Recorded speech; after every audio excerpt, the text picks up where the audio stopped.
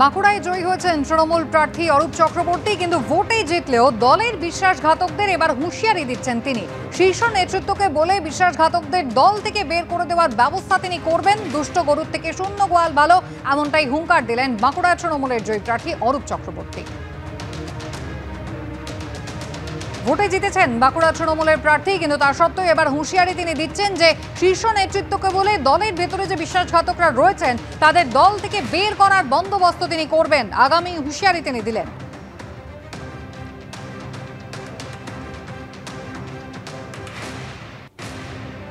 কিছু বিশ্বাসঘাতক আছে যারা তৃণমূলের খেয়ে বড় হয়েছে, সেই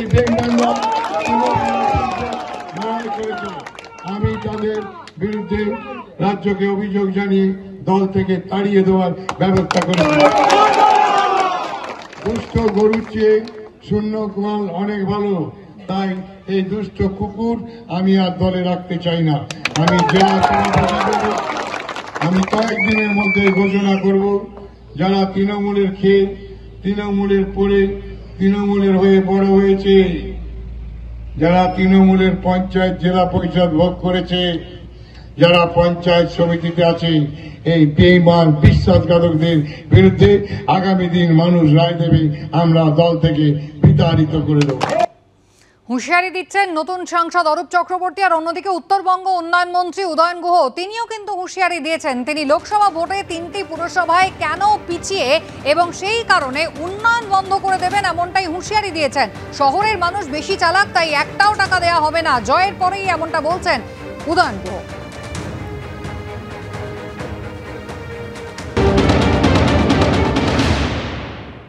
মাথাভাঙা 1-এর জন্য 4 কোটি টাকা এবং মাথাভাঙা 2 ব্লকের জন্য 10 কোটি টাকা বরাদ্দর ব্যবস্থা করে এসেছি। মাথাভাঙা শহরের জন্য 1 টাকাও দেওয়া হয়নি এবং শুধু মাথাভাঙা শহর না, আমার নিজের দিনহাটা শহরের জন্য আমি 1 টাকা বরাদ্দ করিনি এবং কুচবিহার শহরের জন্য 1 টাকা বরাদ্দ করিনি। শহরের মানুষরা একটু গ্রামের মানুষের থেকে বেশি বুদ্ধিমান, বেশি চালাক। তাদের এই উপলব্ধিটা করতে হবে যে তারা উন্নয়ন চান, তারা এগিয়ে যেতে চান, না ধর্ম চান। সাংবাদিকদের প্রশ্নের মুখোমুখি হয়েও কিন্তু নিজের বক্তব্যে একেবারেই অনড় রইলেন উত্তরবঙ্গ উন্নয়ন মন্ত্রী। মাথাভাঙা পুরসভাকে কিছু পাবে না, সবাই পাবে, কিন্তু প্রথমে একটু গ্রামের লোক যারা ভোট দিল বেশি, যাদের সমস্যা বেশি, তাদেরটা করি, মানে পরে পাবে।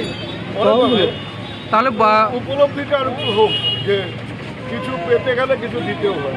তার মানে প্রথম অবস্থায় তারা বঞ্চিত থাকছে। প্রথম অবস্থায় শহর সব বঞ্চিত না, মানে প্রথম অবস্থায় পাওয়ার যোগ্য সেইটুকু পাবে। মাথাভাঙা 1, মাথাভাঙা 2-এর জন্য তো বললেন যে 14 কোটি টাকা। 5 টাকা দিয়ে যদি আমি এখন 10 টাকার রসগোল্লা খেতে চাই, তা তো হবে না। 5 টাকার জন্য 5 টাকার বেশি বরাদ্দ। কি বলছেন এই প্রসঙ্গে রাজ্য বিজেপি মুখপাত্র শ্রমিক ভট্টাচার্য, শুনুন। এটাই তৃণমূলের কর্মসূচি। তৃণমূল সমাজকে এভাবেই দেখে।